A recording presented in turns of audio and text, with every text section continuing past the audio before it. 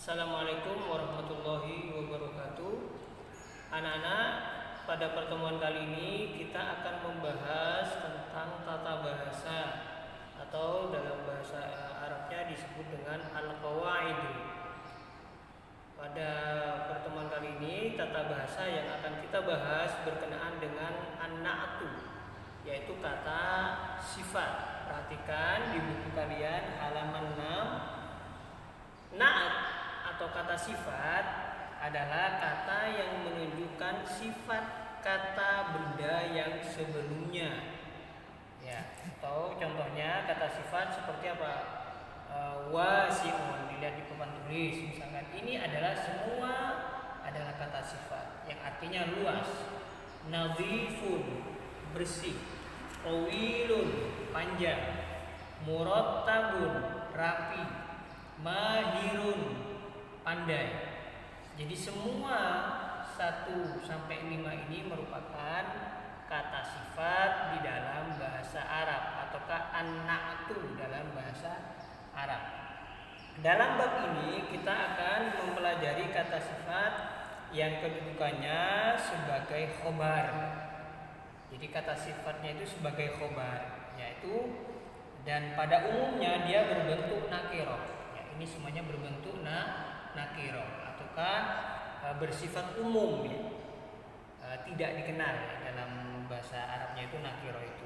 Sementara mubtada'nya ataukah subjeknya dalam bahasa Arab itu berbentuk ma'rifat. Biasanya ma'rifat itu menggunakan alif lam ya. Karena sudah dikenal, al-ma'rifat itu sudah diketahui. Dalam yang terdiri dari apa di situ? Isim isyarah. Isim isyarah yang menunjukkan kata tunjuk ya, seperti hadza, hadhihi, dzalika, tilka, itu namanya isim isyarah dan isim ma'rifat di situ. Jadi contoh ini, makanya dalam contohnya kalian perhatikan hadza, hadhihi, dzalika, tilka misalkan ya dalam contohnya, kemudian ada alif lam di situ. Ya, ada alif lam di sini. Hadzal baitu contohnya di papan tulis. Kemudian ada isimnya ya. Isim ini kemudian nadhifun sifat. Jadi tidak menggunakan alif lam ini dalam bahasa Arab disebut dengan isim isyarah. Hadza, hadhihi, ini isim isyarah yang berarti ini ya. Kemudian yang setelahnya al-baitu ini adalah mubtada, yaitu subjeknya. Kemudian nadhifun dia sebagai apa di situ? Sebagai khobar ataukah predikat dari subjek al-baitu ini. Dan dia juga kedudukannya sebagai sifat. Yaitu artinya apa di sini? Hadzal baitu nadhifun. Rumah ini bersih ya. Hadhil ghurfatu dhayiqatun.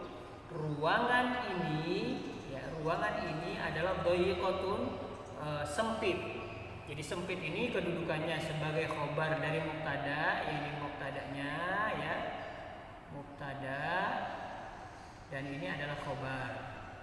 Khobar di sini yaitu dalam Indonesianya sebagai predikat, mubtada sebagai subjeknya. Di sini juga kedudukannya bisa sebagai na'tun, sebagai sifat bagi mubtada ya. Kemudian penggunaan kata sifat dapat juga menggunakan pola sifat mausuf ya. Tidak seperti di atas yaitu mubtada dan khobar, tetapi dalam bentuk pola sifat mausuf, yaitu sifat dan yang disifatinya ya. Biasanya dalam pola kalimat ini na'tun itu harus sesuai dengan apa? Jadi kata sifatnya harus sesuai dengan yang disifatinya ya. Kalau di sini yang disifati ya ini mausuf namanya, yang disifati ini adalah sifat, sifatun ya, sifat. Jadi ini sifat harus mengikuti yang disifati. Kalau misalkan yang disifati mausufnya ini muzakkar, maka sifatnya juga muzakkar. Contohnya hadza baitun nadhifun. Ini adalah rumah yang bersih, nadhifun. Karena baitun muzakkar, maka nadhifun juga muzakkar. Contoh yang kedua yang berbentuk muannats, karena harus mengikuti di situ ya.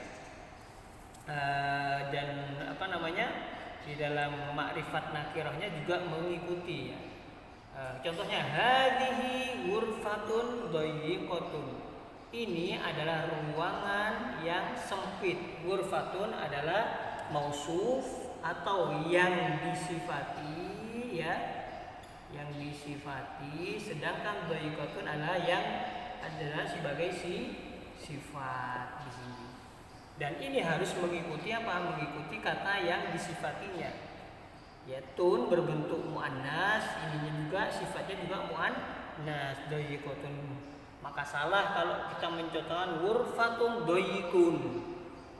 Kenapa salah? Karena sifatnya harus mengikuti yang disifatinya. Kalau muannas yang disifati, maka sifatnya juga muannas ya.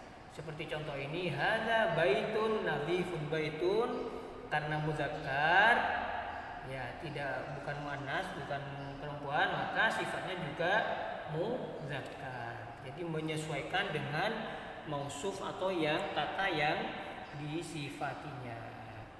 Itu saja anak-anakku, semoga kalian paham, dan Bapak minta kalian mengerjakan latihan yang ketiga dan yang keempat ya. Untuk latihannya dikerjakan di rumah. Semoga kalian sukses selalu. Wassalamualaikum.